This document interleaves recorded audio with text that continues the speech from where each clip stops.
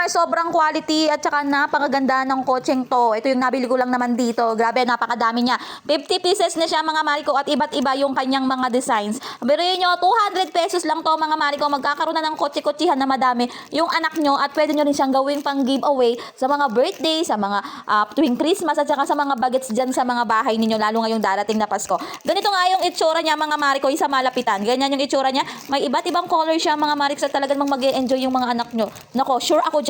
Dahil hindi lang to basta tinutulak na kotse mga Mariko. Akala ko tinutulak siya pero hindi. Ito pala yung kapag inatras mo, tapos dinidianan mo, yan yung umaandar ng kusa, yung ganun. So talagang natuwa pa ako dun sa isa pang points yun dito sa kotse-kotsean na to. So ito, napaka best budol daw mga Mariko. Hindi sayang ang pera nyo mga guys. Grabe, ang ganda ng quality pa niya mga Mars. Hindi siya basta plastic lang mga Mariko. Ganun ang kanyang quality. Kumbaga 10-10 para sa akin to. Kaya naman kung naghanap kayo ng pang giveaway mga Mariko, ito na yung i-check out nyo. Promise. Matutuwa sigurado yung mga anak nyo.